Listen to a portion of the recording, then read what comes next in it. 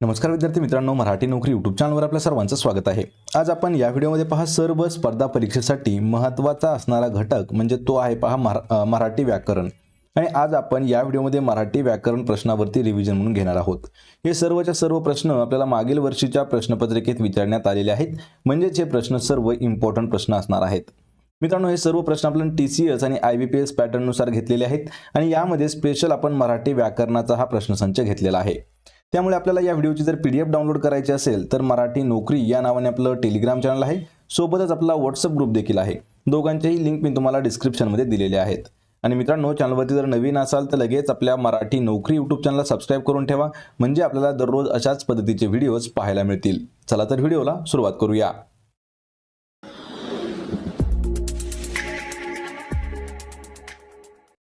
तर पहा, आपला प्रश्न आहे, ज्या समासातील पहिले पद संख्या विशेषण असते व त्यावरून समुच्चयाला अर्थ दाखविला जातो त्याला काय म्हटले जाते।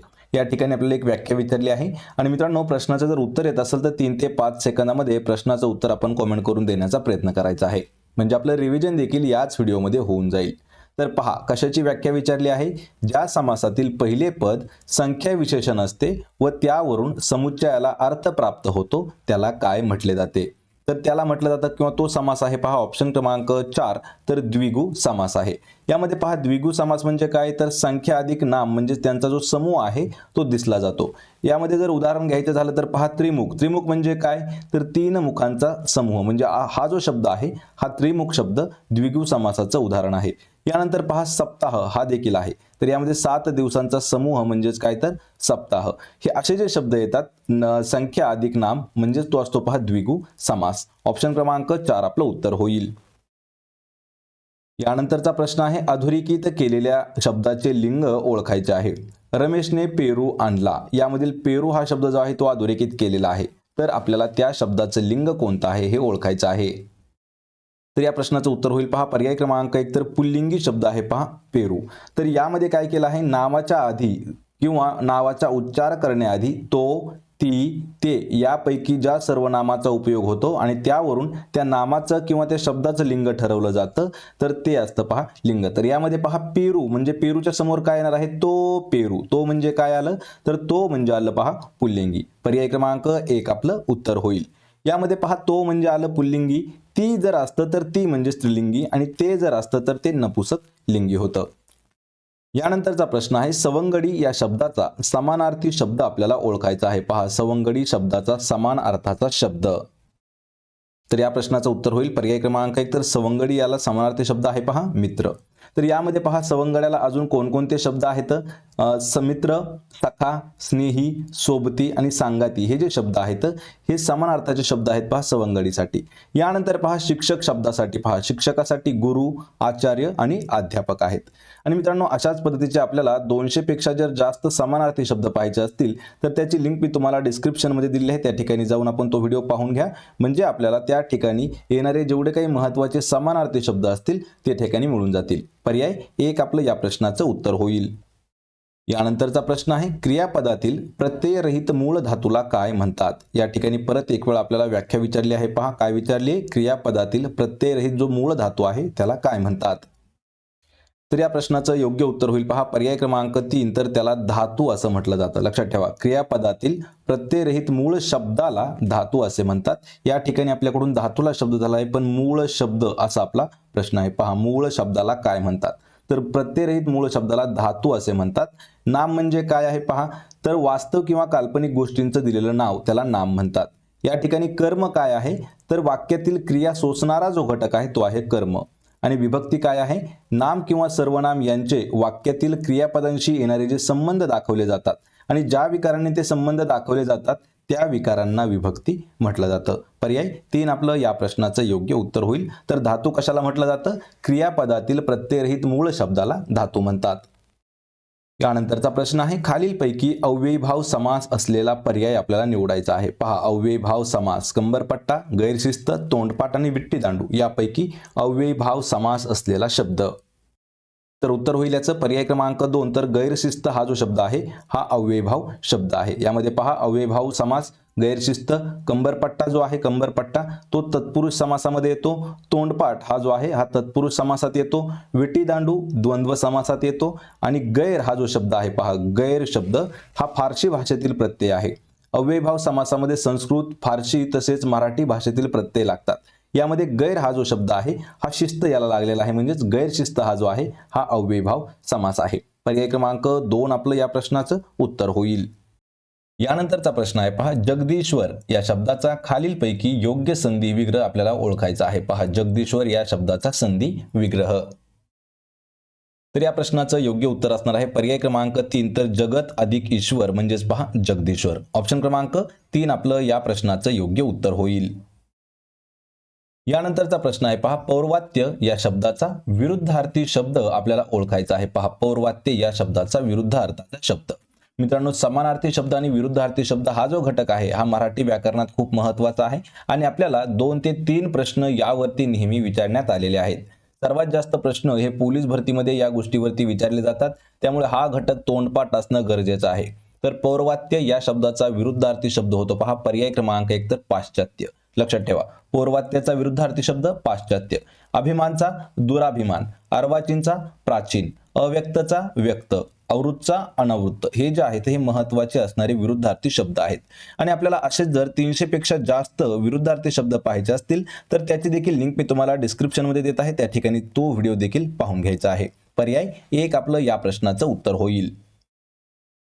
यानंतरचा प्रश्न आहे पहा पुढील शब्दसमूहासाठी योग्य शब्द निवडायचा आहे. शब्दसमूह काय विचारला आहे पहा कष्ट करून जीवन जगणारे यासाठी योग्य शब्द कोणता असेल. योग्य उत्तर होईल पहा पर्याय क्रमांक 4. तर श्रमजीवी त्यांना म्हटलं जातं. जे लोक कष्ट करून जगतात आपलं स्वतःचं जीवन त्याला श्रमजीवी असं म्हणतात. या ठिकाणी गरीब हा शब्द आहे त्याला निर्धन किंवा रंक असं म्हटलं जातं. शोषित म्हणजे काय तर अत्याचार झालेला पण कोणालाही न सांगणारा, म्हणजे तो जो अत्याचार झालेला आहे त्याला सहन करणारा त्याला म्हटलं जातं पहा शोषित. पर्याय 4 आपलं या प्रश्नाचं उत्तर होईल श्रमजीवी. यानंतरचा प्रश्न आहे वारकरी संप्रदायातील कोणत्या संतांचे वास्तव्य पैठण या ठिकाणी होते. मित्रांनो यावरती आपल्याला प्रश्न हे खूप वेळा विचारण्यात आलेला आहे. कधी कधी आपल्याला प्रश्न संतांचं नाव आणि त्यांचं वास्तव्य विचारलं जातं, कधी कधी आपल्याला पैठण दिलं जातं, या ठिकाणी कोणते संत होते तसं देखील विचारलं जातं. तर या प्रश्नाचं योग्य उत्तर असणार आहे पर्याय क्रमांक 1. तर संत एकनाथ हे जे आहे यांचं वास्तव्य होतं पहा पैठणला. संत एकनाथ पैठण. लक्षात ठेवा संत तुकाराम देहू, संत जनाबाई गंगाखेड, संत कान्होपात्रा मंगळवेढा, संत ज्ञानेश्वर आपेगाव, संत नामदेव नरसीबामणी आणि संत रामदास स्वामी जाम. तर मित्रांनो हे जे काही 7 ते 8 संत आहेत यांच्यावरती खूप महत्त्वाचे आपल्याला प्रश्न आतापर्यंत विचारण्यात आलेले आहेत. या प्रश्नाचं उत्तर काय होईल तर पर्याय क्रमांक 1. यानंतरचा प्रश्न आहे व्यवहाराचा काळा घोडा हा प्रसिद्ध काव्यसंग्रह खालीलपैकी कोणत्या कवीने लिहिलेला आहे. पहा या ठिकाणी एक आपल्याला कविता संग्रह दिलेला आहे पहा व्यवहाराचा काळा घोडा हा प्रसिद्ध असणारा कविता संग्रह आहे. हा कोणी लिहिलेला आहे. या प्रश्नाचं उत्तर होईल पर्याय क्रमांक 2. तर अजीम नवाज राही यांनी लिहिलेला आहे पहा कविता संग्रह व्यवहाराचा काळा घोडा. ऑप्शन क्रमांक 2 आपलं या प्रश्नाचं उत्तर होईल. यानंतरचा प्रश्न आहे पहा कुत्रे झोपले आहेत या वाक्यातील नामाचे लिंग आपल्याला ओळखायचं आहे. यामध्ये नाम काय आहे तर पहा कुत्रे हा जो शब्द आहे कुत्रा या ठिकाणी लिंग देण्यात आले नाम देण्यात आलेलं आहे. तर आपल्याला त्या नामाचं लिंग कोणतं आहे ते ओळखायचं आहे. आणि या प्रश्नाचं उत्तर काय होईल तर पर्याय क्रमांक 4. तर ते नपुसक लिंगी असणार आहे.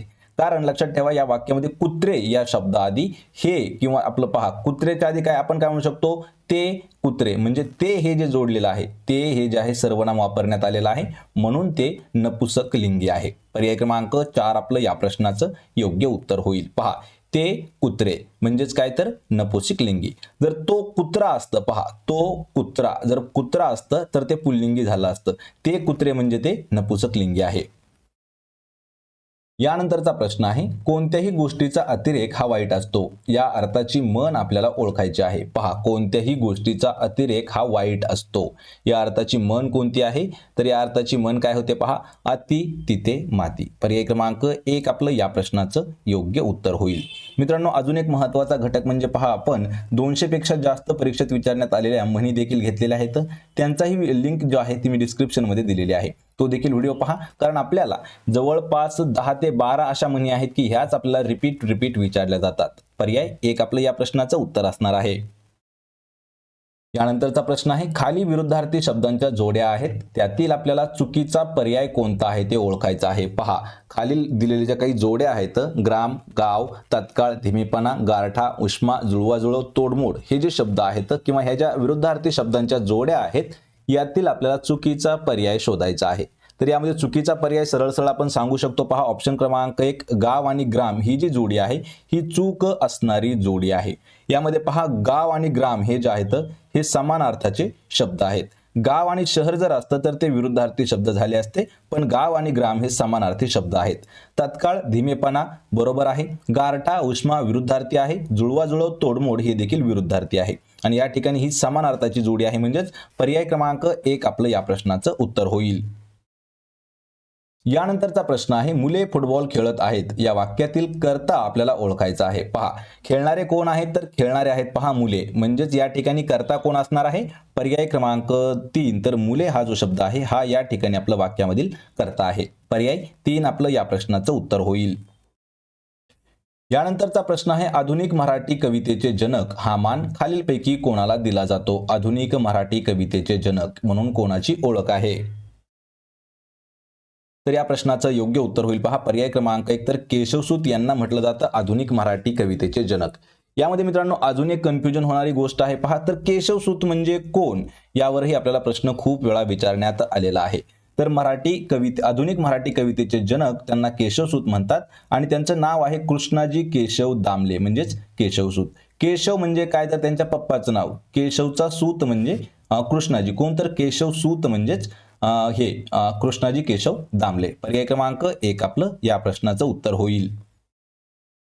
यानंतरचा प्रश्न आहे, पहा, विश्वास चटकन विश्वास ठेवतो, या वाक्यातील अधोरेखित नामाचा आपल्याला प्रकार ओळखायचा आहे. या ठिकाणी पहा, विश्वास हा शब्द अधोरेखित केलेला आहे. लक्षात ठेवा, पहिला आणि दुसरा विश्वास, पण या ठिकाणी दुसरा विश्वास हा जो शब्द आहे तो अधोरेखित केलेला आहे, म्हणजेच हे नाव कोणतं आहे, तर हे येतं पहा ऑप्शन क्रमांक 2. तर भाववाचक नाम आहे. पहा, भाववाचक नामाचा प्रकार आहे, कारण दिलेल्या वाक्यामध्ये अधोरेखित केलेला जो शब्द आहे पहा विश्वास, या शब्दामुळे आपल्याला भाव दिसून येतो. आणि वाक्याच्या सुरुवातीला दिलेलं जे विश्वास नाव आहे पहा, हे विश्वास, तर या ठिकाणी ते विशेष नाम आहे, कारण त्या ठिकाणी कोणाचं तरी नाव दाखवलेलं आहे, म्हणजे ते विशेष नाम आहे. पण जो दुसरा शब्द आहे त्या ठिकाणी त्या व्यक्तीचा भाव दर्शवण्यात आलेला आहे, म्हणजेच ते भाववाचक नाम आहे. पर्याय क्रमांक 2 आपलं या प्रश्नाचं उत्तर होईल. यानंतरचा प्रश्न आहे, सर्वजण परमेश्वराची भक्ती करत आहेत, या वाक्याचा काळ आपल्याला ओळखायचा आहे. पहा, सर्वजण परमेश्वराची भक्ती करत आहेत, या वाक्याचा काळ कोणता. तर या प्रश्नाचं योग्य उत्तर असेल पहा पर्याय क्रमांक 4. तर अपूर्ण वर्तमान काळ आहे. पहा, अपूर्ण वर्तमान, करत आहोत या वाक्यातील संयुक्त क्रियापदावरून क्रिया चालू आहे किंवा अजून ती अपूर्ण आहे, म्हणजे पूर्ण झालेली नाही असं आपल्याला दिसून येतं. म्हणून हे जे वाक्य आहे हे अपूर्ण वर्तमान काळाचं वाक्य आहे. या ठिकाणी पहा, रीती वर्तमान असा काळ आहे. टायपिंग मध्ये थोडीशी मिस्टेक झालेली आहे. पर्याय क्रमांक 4 आपलं या प्रश्नाचं उत्तर होईल. यानंतरचा प्रश्न आहे पहा, मराठीचे पाणिनी म्हणून कोणाला ओळखले जाते. मराठीचे पाणिनी हे जे आहे मित्रांनो, हे खूप वेळा प्रश्न विचारण्यात आलेला आहे, त्यामुळे हा इम्पॉर्टंट असणारा प्रश्न आहे. मराठीचे पाणिनी म्हणून दादोबा तरखडकर यांना ओळखलं जातं. पर्याय क्रमांक 2 आपलं या प्रश्नाचं उत्तर होईल. तर मराठीचे पाणिनी दादोबा तरखडकर यांना ओळखलं जातं आणि मराठीतील पहिले नियतकालिक दर्पण याचे संपादक आहेत पहा बाळशास्त्री जांभेकर. पर्याय 2 आपलं उत्तर होईल, मराठीचे पाणिनी दादोबा तरखडकर. यानंतरचा प्रश्न आहे, वाक्यातील नामाच्या रूपावरून वास्तविक अथवा काल्पनिक पुरुषत्वाचा बोध होतो त्याला काय म्हणतात. तर या प्रश्नाचं योग्य उत्तर होईल पहा पर्याय क्रमांक 2. तर त्याला पुल्लिंगी असं म्हटलं जातं किंवा पुल्लिंग असं म्हटलं जातं. या ठिकाणी आपल्याला पुल्लिंग शब्द काय आहे किंवा पुल्लिंग हे जे काय आहे त्याचा आपल्याला व्याख्या या ठिकाणी विचारण्यात आलेली आहे किंवा दिलेली आहे. तर पहा, पुल्लिंग म्हणजे काय, तर वाक्यातील नामाच्या रूपावरून वास्तविक अथवा काल्पनिक पुरुषत्वाचा बोध होतो तेव्हा त्याला पुल्लिंग असं म्हटलं जातं. आणि नामाच्या रूपावरून स्त्रीत्वाचा बोध असेल तर त्याला स्त्रीलिंगी असं म्हटलं जातं. या ठिकाणी अजून एक शब्द आहे, जर स्त्रीत्वाचा आणि पुरुषत्वाचा बोध वाक्यातील नामाच्या रूपावरून होत नसेल तर ते नपुसक लिंगी असतं. आणि जी नामे दोन्ही लिंगामध्ये मोडतात त्यांना उभयलिंगी असं म्हणतात. पर्याय 2 आपलं या प्रश्नाचं योग्य उत्तर होईल. यानंतरचा प्रश्न आहे पहा, जागतिक वसुंधरा दिवस खालीलपैकी कोणत्या दिवशी साजरा केला जातो? जागतिक वसुंधरा दिवस कधी साजरा करतात? तर उत्तर आहे याचं पर्याय क्रमांक 1 तर 22 एप्रिल हा जो दिवस आहे हा जागतिक वसुंधरा दिन म्हणून साजरा केला जातो. यामध्ये जो 25 एप्रिल आहे तर 25 एप्रिलला जागतिक हिवताप दिन असतो, 7 एप्रिलला जागतिक आरोग्य दिन असतो आणि 23 एप्रिलला जागतिक पुस्तक दिन असतो. आणि मित्रांनो, अशाच पद्धतीचे आपल्याला जागतिक आणि राष्ट्रीय दिनविशेष जर पाहायचे असतील तर त्यांच्याही लिंक्स मी तुम्हाला डिस्क्रिप्शनमध्ये देत आहे. त्या ठिकाणी आपण पूर्ण असे व्हिडिओ घेतलेले आहेत की त्यामध्ये एका वर्षातील जेवढे काही 365 दिवस आहेत त्या सर्वांचे दिनविशेष आपण त्या ठिकाणी घेतलेले आहेत. म्हणजे आपल्या परीक्षेमधील 2 ते 3 प्रश्न यावरून फिक्स असणार आहेत. तर मित्रांनो, हे होते पहा महत्त्वाचे असणारे 20 प्रश्न. तर आपल्याला या 20 प्रश्नापैकी किती प्रश्नांची उत्तरं देता आली हे मला कमेंट करून नक्की सांगा. व्हिडिओ जर आवडला तर व्हिडिओला आपल्या लाईक करा, मित्रांमध्ये व्हिडिओ शेअर करा आणि आपल्या मराठी नोकरी यूट्यूब चॅनलला सबस्क्राईब करून ठेवा. डेली आपल्याला PDF जर मिळवायचे असतील फ्रीमध्ये तर मराठी नोकरी नावाने आपलं टेलिग्राम चॅनल आहे, त्याचीही लिंक मी तुम्हाला डिस्क्रिप्शनमध्ये दिलेली आहे किंवा आपला व्हॉट्सअप ग्रुप देखील आहे, त्याचीही लिंक मी तुम्हाला डिस्क्रिप्शनमध्ये दिलेली आहे. आपण भेटूया पुढच्या एका अशाच नवीन व्हिडिओमध्ये. तोपर्यंत जय हिंद, जय महाराष्ट्र.